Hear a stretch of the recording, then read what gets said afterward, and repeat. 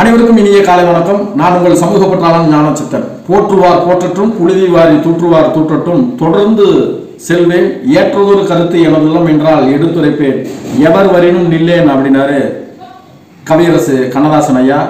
அவர் சொன்ன அந்த வழியில நானும் யார் என்ன சொன்னாலும் அதற்கெல்லாம் நம்ம செவி சாய்க்காம, அதாவது புகழ் பள்ளிக்கு அப்பாற்பட்டு சமூக மேன்மைக்காக நான் நாள்தோறும் நம்பிக்கை தத்துவத்தை வழங்கி வரேன். இந்த நம்பிக்கை தத்துவம் எதுக்கு அப்படின்னா, இன்றைய இளைஞர்கள் சின்ன சின்ன தோல்விகளுக்கு கூட தற்கொலை செஞ்சுக்கிறாங்க.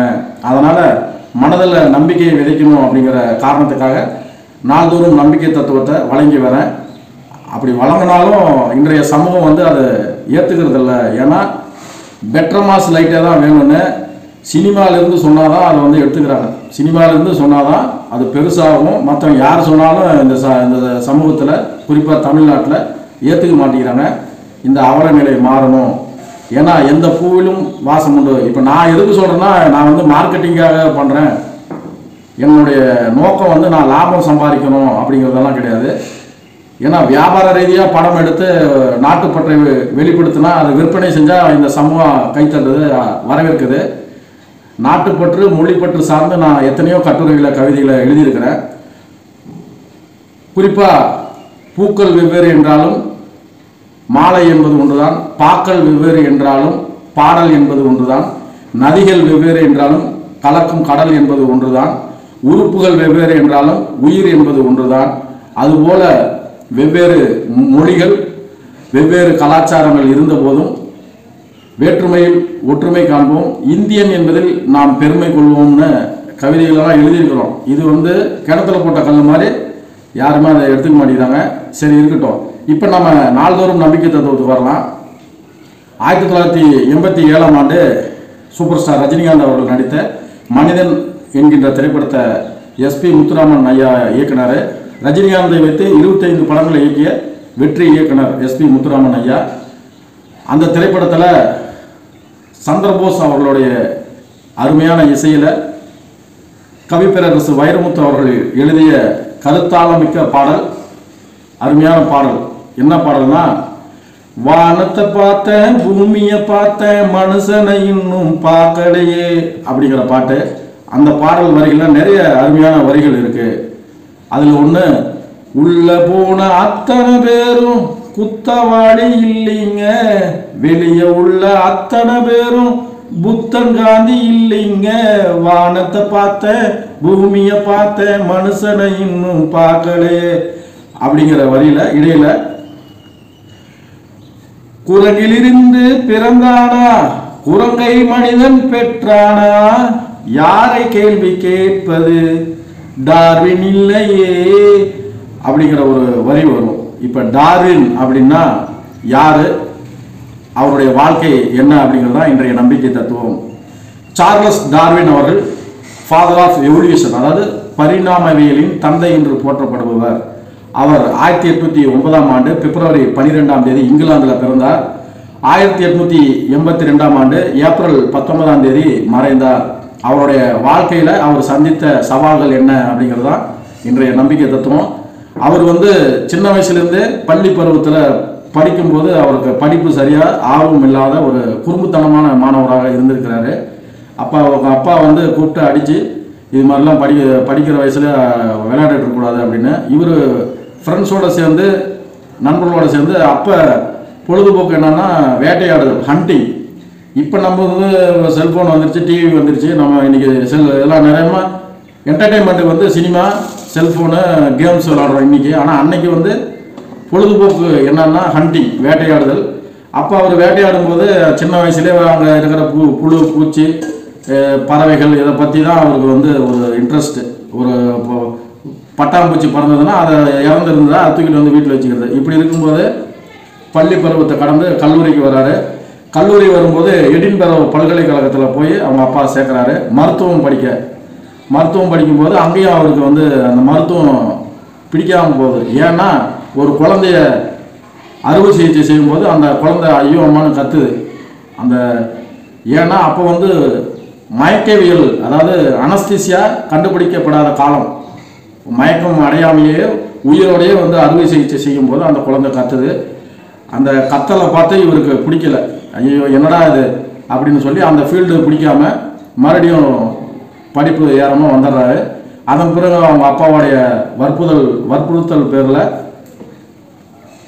கேம்பிரிட்ஜ் பல்கலைக்கழகத்தில் தியாலஜி பட்டப்படிப்பு படிக்கிறாரு.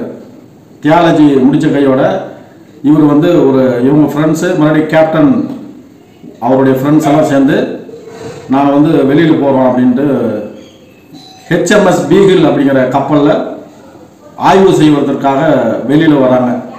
அப்போ வெளியில் வரும்போது 2 வருஷம் நம்ம போயிட்டு 2 வருஷத்தில் திரும்பி வந்துடலான்னு கப்பல் பயணத்தை மேற்கொள்கிறாங்க. உலகம் முழுவதும் சுற்றுறாங்க. பசிபிக் பெருங்கடலில் இருக்கிற நிறைய பகுதிகளை ஆய்வு மேற்கொள்கிறாங்க. அப்போ ஆய்வு மேற்கொள்ளும் போது 2 வருஷம் அப்படின்னு பிளான் பண்ண அவங்களுடைய ப்ரோக்ராம் வந்து 5 வருஷமாக மாறுது. அதாவது இயற்கை மீது கொண்ட ஆர்வத்தின் காரணமாக, ஆராய்ச்சி மீது கொண்ட ஆர்வத்தின் காரணமாக 5 வருஷமாக அந்த பயணம் நீடிக்குது. இவர் இப்போ ஆராய்ச்சியில் 2 வகை இருக்குது. ஒன்று டிஸ்கவரி, இன்னொன்று இன்வென்ஷன். டிஸ்கவரி அப்படின்னா ஆல்ரெடி இயற்கையாக உள்ளதை கண்டுபிடிச்சா அது டிஸ்கவரி. எடுத்துக்காட்டு டிஸ்கவரி சேனல் இருக்கு இல்லையா, ஜியாகிரபி சேனல், டிஸ்கவரி சேனலு இயற்கையாக இருக்கிறத அவங்க காட்டுவாங்க. இன்னொன்று இன்வென்ஷன். இன்வென்ஷன்னா இல்லாததை கண்டுபிடிக்கிறது. இப்போ பல்பு, இப்போ இந்த சயின்டிஃபிக் இதில் வந்து எல்லாமே இன்வென்ஷனில் தான் வரும். இப்போ சார்லஸ் டார்வின் அவர்கள் வந்து நேச்சுரலிஸ்ட், அதாவது இயற்கை ஆர்வலர். இப்போ அந்த பயணத்தை முடித்து வந்து 1859 ஆர்ஜின் ஆஃப் ஸ்பீசிஸ் அப்படிங்கிற புத்தகத்தை வெளியிடுறாரு. உயிரினங்களின் தோற்றம் அப்படிங்கிற புத்தகத்தை. இங்கே தான் பிரச்சனையே ஆரம்பிக்குது. என்ன பிரச்சனை அப்படின்னா, அது வரைக்குமே மனிதனை படைத்தது கடவுள், ஆதாம் ஏவாள் அப்படின்னு சொல்லிட்டு மனிதனை வந்து கடவுள் தான் படைத்தார் அப்படின்னு மூட நம்பிக்கையில் மூழ்கி போயிருந்தாங்க. இவர் வந்து புதுசாக மனிதனை வந்து பரிணாமவியல் அடிப்படையில், அதாவது ஸ்டெப் பை ஸ்டெப்பாக எவல்யூஷன் அடிப்படையில் குரங்கிலிருந்து வந்தான் அப்படின்னு தன்னுடைய ஆராய்ச்சியை சொன்னார். தன்னுடைய கருத்தை ஆணித்தனமாக முன்வைத்தார். இப்போ எவல்யூஷன் எப்படி வந்தது அப்படின்னு சொல்லி சொன்னதுனால அவர் சார்லஸ் டார்வின் அவர்கள் வந்து பரிணாமவியலின் தந்தை என்று போற்றப்படுகிறார். Father of evolution is Charles Darwin. இப்போ இந்த கருத்தை வந்து மத வெறியர்கள் வந்து கடுமையாக எதிர்க்கிறாங்க. எப்படி நம்ம கடவுள் படைச்சார் மனிதனை நாங்கள் சொல்கிறோம், நீ வந்து புதுசாக இப்போ வந்து குரங்கிலிருந்து மனுஷன் வந்தான் அப்படின்னு கிண்டல் பண்ணுறியான்னு அவரை கேலி கிண்டல் பண்ணுறாங்க. கடுமையான எதிர்ப்புகளை தெரிவிக்கிறாங்க, கடுங்காவல் விதிக்கிறாங்க, வீட்டு சிறைகளை வைக்கிறாங்க. இப்படி பல துன்பங்களுக்கு ஆளாகிறாரு சார்லஸ் டார்வின். கடைசியாக கேட்குறாங்க, நீ சொன்ன கருத்தை வாபஸ் வாங்க, அது நான் சொன்ன கருத்து தப்பு, குரங்கிலிருந்து தான் மனிதன் வந்தான் அப்படின்னு சொல்லாமல் மனிதனை படைத்தது கடவுள் அப்படின்னு நீ சொல்லு அப்படின்னு கட்டாயப்படுத்துகிறாங்க. அப்பையும் அவர் வந்து முன்வைத்த காலை பின் வைக்காமல், இல்லை நீங்கள் சொல்கிறது தப்பு, நான் வந்து குரங்கிலிருந்து தான் மனிதன் வந்தான் அப்படிங்கிற கருத்தை நான் அதை வந்து நான் வாபஸ் வாங்க மாட்டேன் அப்படின்றாரு. அதன் பிறகு இன்னைக்கு வந்து அந்த கருத்தை ஏற்றுக்கிறாங்க.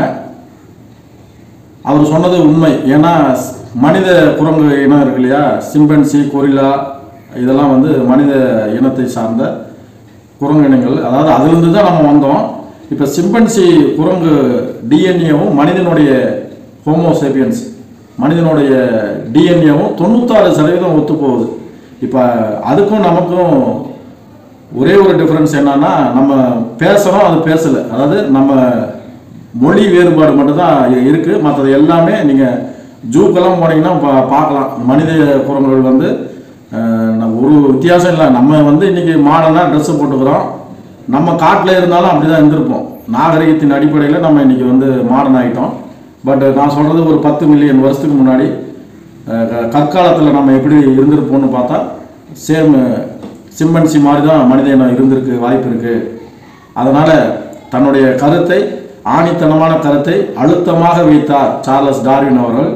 அதனால் இப்போ ஐயன் திருவள்ளுவர் கூட சொல்லுவார், நிலையின் திரியான் அடங்கியான் தோற்றம் மலையினும் மானம் பெரிது அப்படிம்பாரு. அதாவது ஒருத்தன் தன்னுடைய கருத்தை ஆணித்தனமாக ஸ்ட்ராங்காக இருந்தான்னா அவர் வந்து மலை மாதிரி சிறந்தவர் அப்படின்னு ஐயன் திருவள்ளுவர் சொல்கிறாரு.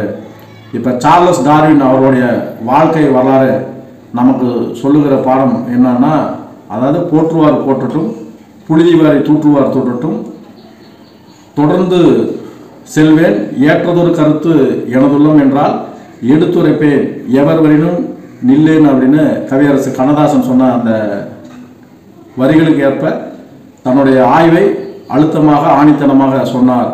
முன்வைத்த காலை பின் வைக்காமல் தன்னுடைய லட்சியத்தில் அவருடைய குறிக்கோளானது இன்னைக்கு நிறைவேறிடுச்சு. அதனால் நீங்களும் ஆரம்ப ஸ்டேஜில் இருப்பீங்க. இந்த சமூகம் உங்களை கேலி கிண்டல் பண்ணோம். அதனால் 4 பேர் 4 விதமாக என்ன சொன்னாலும் உங்களுக்குன்னு ஒன்று இருக்குது. உங்களுடைய கொள்கை கோட்பாடோட நீங்கள் அந்த பாதையில் ட்ரெயின் மாதிரி அந்த ட்ராக்லேயே போங்க. நிச்சயம், அதாவது வடியாத வெள்ளமும் இல்லை, விடியாத நாளும் இல்லை, உங்களால் முடியாத செயலும் இல்லை என்று கூறி இன்றைய நாள்தோறும் நம்பிக்கையை நான் முடிச்சுக்கிறேன். மீண்டும் ஒரு நல்ல தகவலோடு நான் உங்களை சந்திக்கிறேன். நன்றி, வணக்கம். நான் உங்கள் சமூக பற்றாளன் ஞானச்சித்தன்.